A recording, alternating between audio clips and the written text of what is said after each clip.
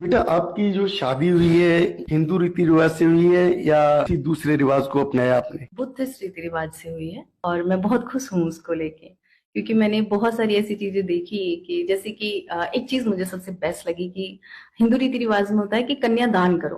कन्या कोई दान करने की चीज होती है? बच्चे दान करने की चीज होते हैं? नहीं होते ना। बहुत खुशी की बात है। इसमें ऐसा नहीं था। जो दान किया जाता है वो हिंदू रीति रिवाज में दान करना क्या है?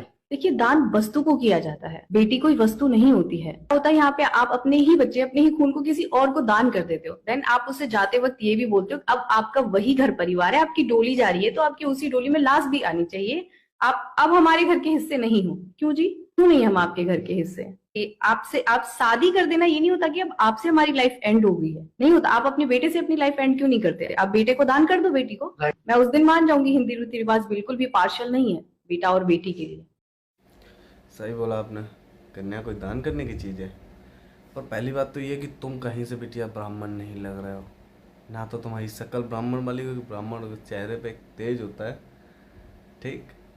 और ना ही तुम्हारी अक्ल ब्राह्मणों वाली, क्योंकि ब्राह्मण की बेटियों को पता होता है कि महत्व और मतलब क्या होता है। तुमने कहीं कन्यादान, कोई कन्या को दान मतलब अपने बच्चों को कोई दान नहीं करता, तो पहली बात तो ये कि कन्यादान में दान शब्द केवल नाम मात्र का है, कि कन्या को चीज़ें दान करी जाती, ना कि कन्या को ही किसी को दान कर दिया जाता, ठीक है।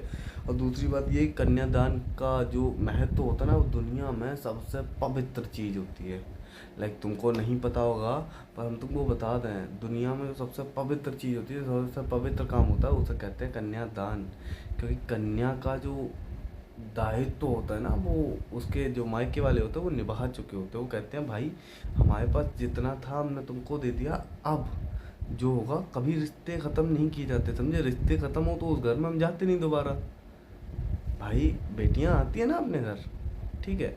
तो ये तो सब ढकोसलेबाजी है, ठीक है। हम आपको बता रहे हैं कि कन्यादान का मतलब होता है कि हमने जो इतना मेरा कर्तव्य था वो मैंने पूर्ण किया। अब जो आपका भार है वो आपका पति संभालेगा। मतलब अब जो आपका दायित्व होंगे, आपके जो आपके लिए दायित्व होंगे वो आपके पति पूर्ण करेगा, ठीक है। और रही बात ये कि बुद्धिस्ट रीति रिवाज से शादी करी, तो कौन से बुद्ध ने शादी करी? कौन से कौन से मंत्र बोले गए, जरा बता दो। एक मंत्र बता देना कोई, मतलब कैसे शादी होगी भाई? बुद्धिस्ट रीति रिवाज तो क्या ही होता है, मेरे को बता दे कोई। ये सब चूतियापा है, ठीक है। जब तुम किसी का कुछ उखाड़ नहीं पाते, फिर तुम उसकी बुराइयां चालू कर देते। ये तुम्हारे ही वर्ड है, तुम हिंदू धर्म की बुराइयां करते रहते हमेशा। जय श्री राम।